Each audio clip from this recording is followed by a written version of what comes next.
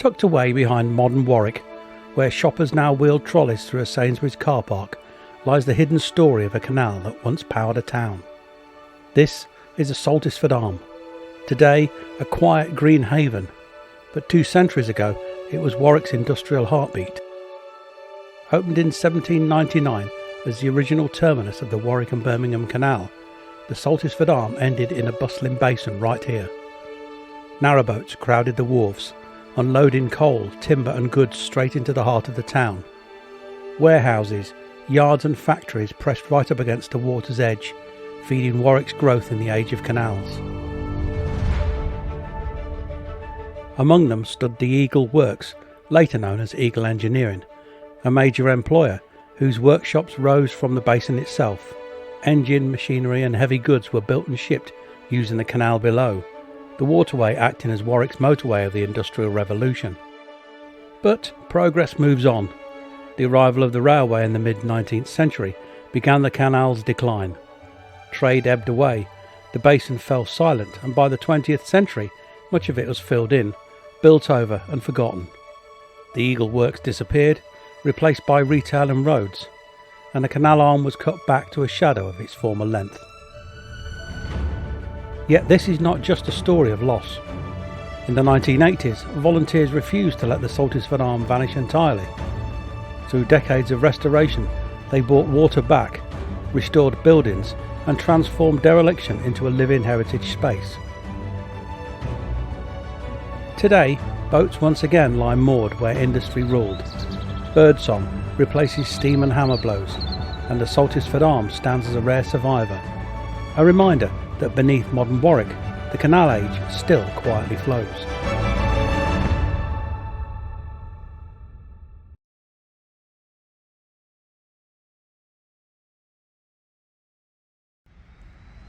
This is Salty, an ex-day boat that has now been converted into a community space. It sits nicely alongside Saltisford's other space, the Cedar Room, and it's here where I met somebody who was going to tell me all about the Saltisford Arm. Hi, my name's Simon Britton.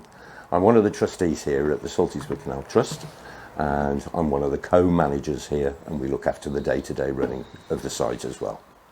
This part of the canal was actually part of the terminus of the Warwick to Birmingham Canal, which opened in 1799.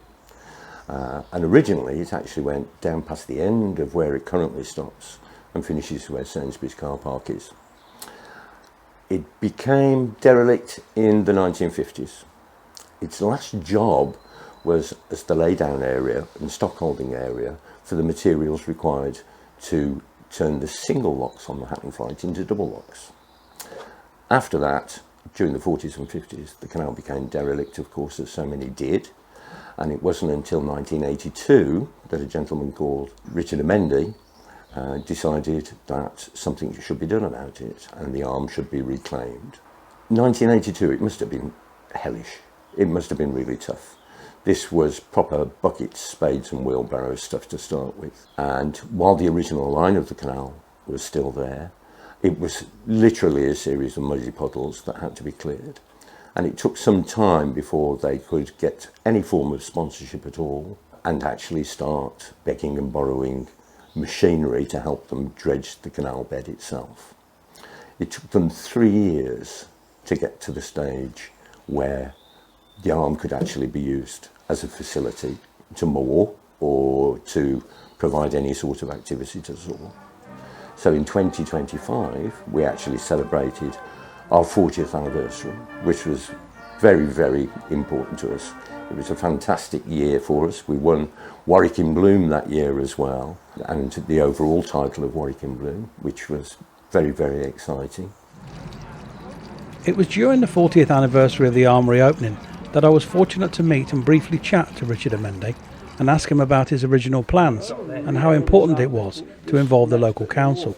Oh, absolutely vital, yeah. There's a chap here, Roger Beckett, who was one of the architect planner from British Waterways Board.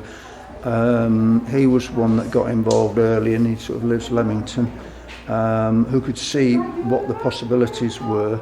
My original idea was a kind of kids' water activity centre only, and both Roger Beckett and David Holmes, who's hopefully around today from Warwickshire Council Planning, said you need some regular income to make this viable.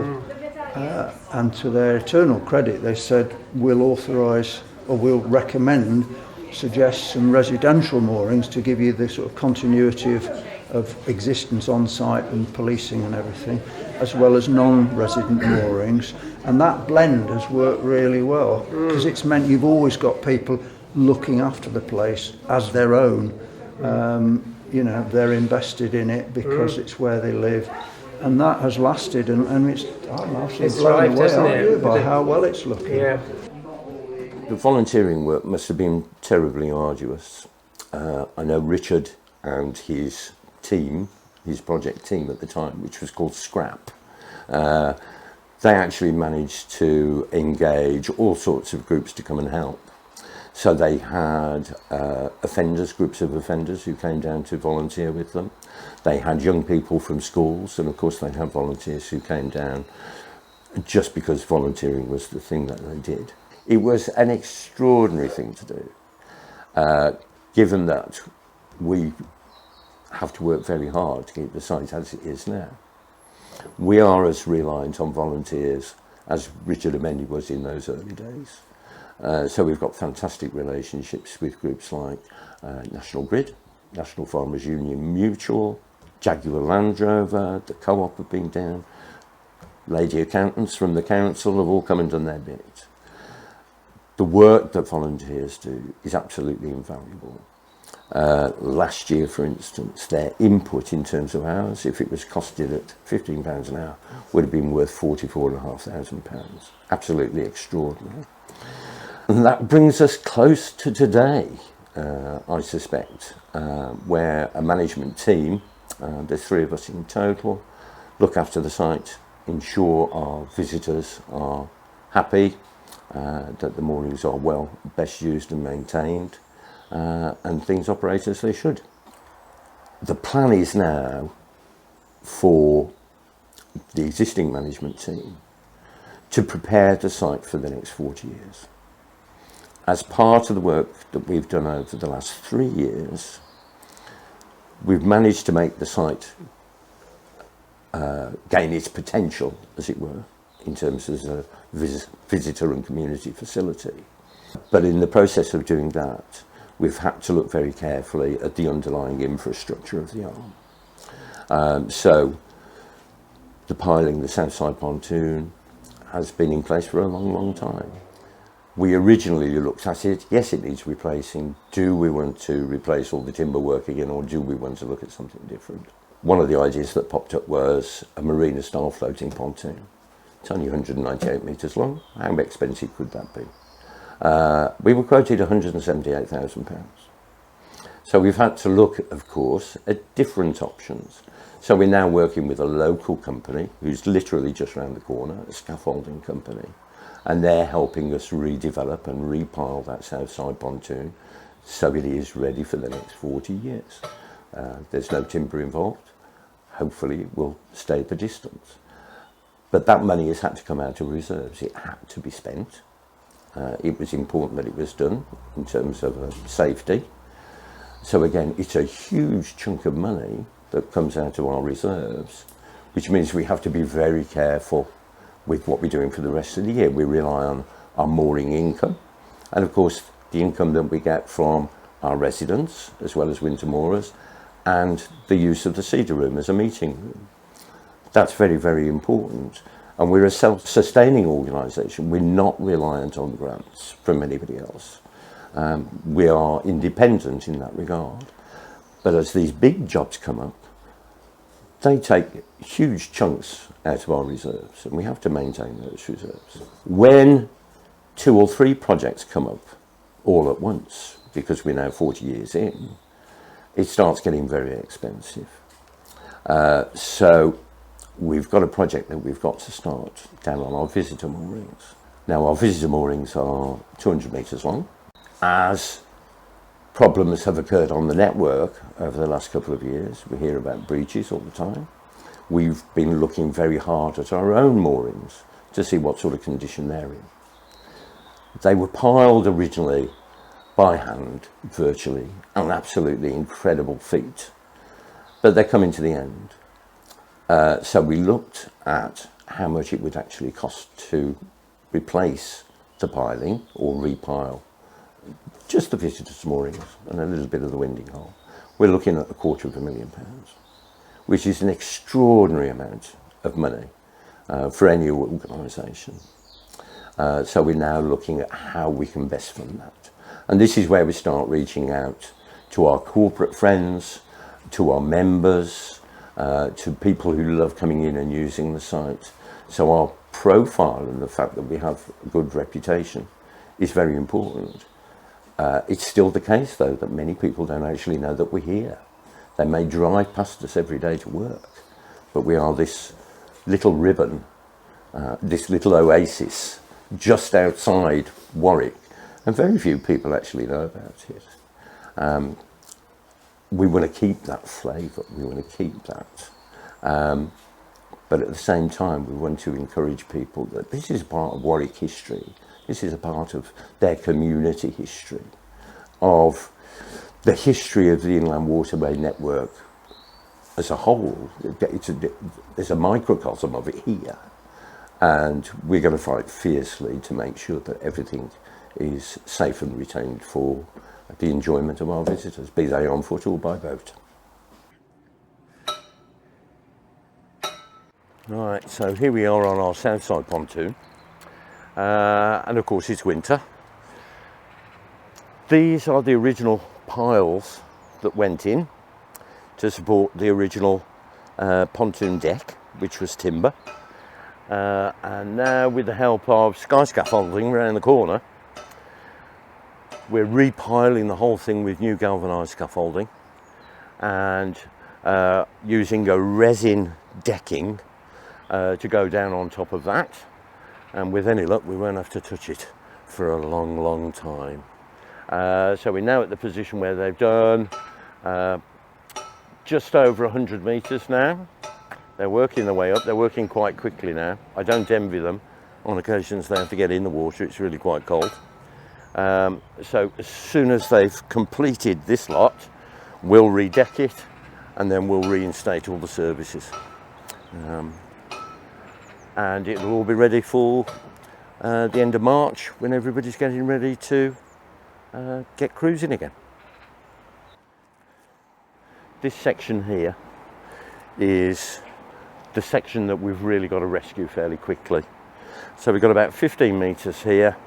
This is some of the original piling, the sheet piling down here, and it's just started to collapse a little bit. The sheets have started to move, so we're getting water ingress under the towpath, and you perhaps can see how the level of the towpath has dropped, and that's because materials are starting to be washed out into the canal. So we've really got to safeguard, particularly this section of the visitor moorings, because of course it's our revenue, it's our income that we've got to look after here. So we've dug some test pits. We've now put up a couple of dip wells in so we can monitor what's going on. And as part of our fundraising for this year, we'll be looking after this section here. And with all the hard work that Simon and his team have put in over the last few years, what does he see as his legacy going forward? The legacy, I think initially reawakening the sense of community here was really, really important. I think COVID played a part in that as well, because everybody was locked in, the doors were locked, the gates were locked, everybody was in, and people helped each other. And that community spirit has definitely continued. And it manifests itself in all sorts of ways. There's opportunities for residents to get together. We operate an open door policy in the office, so if anybody's got problems, they come to us and we'll deal with it.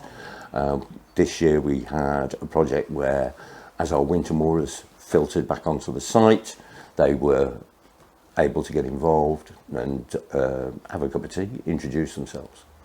Across the site, of course, there's been huge changes.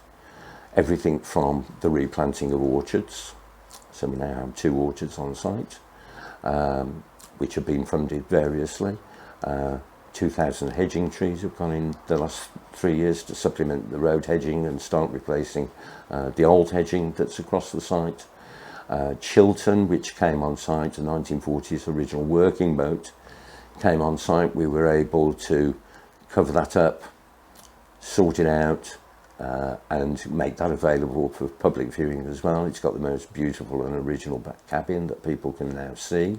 The Cedar Room, of course, is operating beautifully as a conference suite and a meeting room for various companies to come in, local and national, come and use it on a regular basis.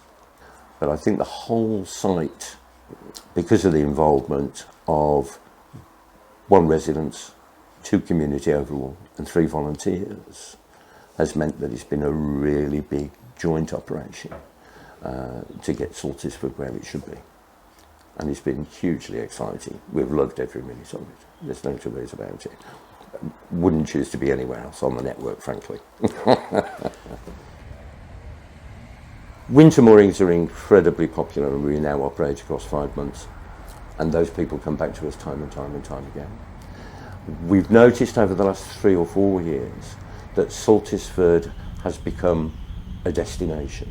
It's not just somewhere you stop and have 5 minutes breather before you tackle the flight or recover from the flight.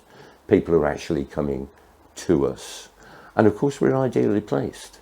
We're right on the doorstep of Warwick, the castle, the museums, everything that's going on there. We've got bus routes that will get you into Stratford, back into Warwick and Leamington. We've got train stations which will take you all over the country, and they're all within 5 or 10 minutes walk of the place. On top of that, of course, it is a beautiful and friendly place to be. And that's exactly the sense that we want to engender here. It's really important to us that people love coming here and enjoy it. Warwick in Bloom sort of heralded our next 40 years project. And it highlighted to all of us here, the board, the staff and our residents, that Saltisford isn't just important to boaters, it's incredibly important to boaters. But the effects are much wider ranging. We have a big local community who we're now more than ever beginning to engage, who are coming in and recognising where we are, what we do, the fact that they can come in for a picnic occasionally, they can bring the children in. We've got local uniform groups like the Cubs, the Scouts, Sea Scouts we've had in, all the way down to the little rainbows, those 4 to 7 year old young ladies. We've had them running about doing water safety down here, checking out our QR code tour, our wildlife tour, and it's been absolutely fabulous. And I think the engagement of the entire community, bringing boaters, the community, educational groups and other organisations together is really, really important to us now. And I think if there's one thing that we really wanted to leave, our legacy should be the continuation of that spirit.